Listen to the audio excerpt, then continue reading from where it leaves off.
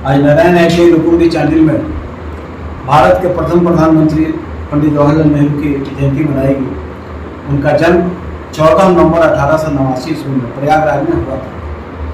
वो मोतीलाल नेहरू के पुत्र थे और बहुत ही संपन्न परिवार से आते थे। उसके बावजूद भी अपनी संपन्नता को छोड़ करके उन्होंने आज़ादी के आंदोलन के लिए अपने पूरे जीवन को आहुति दे दिया और वो 1930 से 35 के बीच में कई बार जेल में गए, नमक सत्याग्रह में बढ़ चढ़ करके भाग लिए और 1939 में कांग्रेस के लाहौर अधिवेशन में उनको कांग्रेस का अध्यक्ष चुना गया।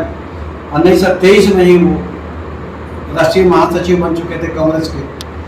1946 में उनको इंटरिम प्रधानमंत्री बनाया गया जिसमें मुस्लिम लीग भी शामिल था और 15 अगस्त 1947 को जब देश आज़ाद हुआ तो नेहरू जी को देश का प्रधानमंत्री बनाया गया।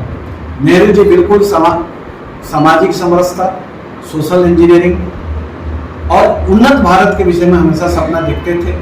उनका उद्योग और कृषि दोनों समानांतर रूप से उनका प्रायोरिटी था और यही कारण था कि उनके प्रधानमंत्री तो के काल में कई सारी कंपनियां स्थापित हुई, सेल, भेल और बहुत सारी HEC सब उनके प्रधानमंत्री रहते समय ही पूरे देश में स्थापित किया गया और औद्योगिकरण हुआ।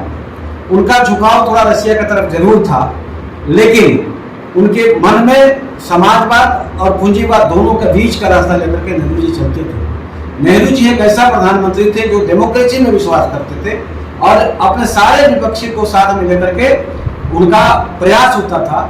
यहाँ तक कि जनसंघ के संस्थापक डॉक्टर श्यामा प्रसाद मुखर्जी भी उनके मंत्रिमंडल के सदस्य थे और he was the only prime minister. वो एक वही प्रधानमंत्री थे जिन्होंने माननीय अटल बिहारी वाजपेयी को 1957 के आसपास में संसद में बोला था कि लड़का एक दिन देश का प्रधानमंत्री बनेगा, जबकि आज के वातावरण में ऐसा व्यक्तित्व मिलना बहुत ही कठिन है।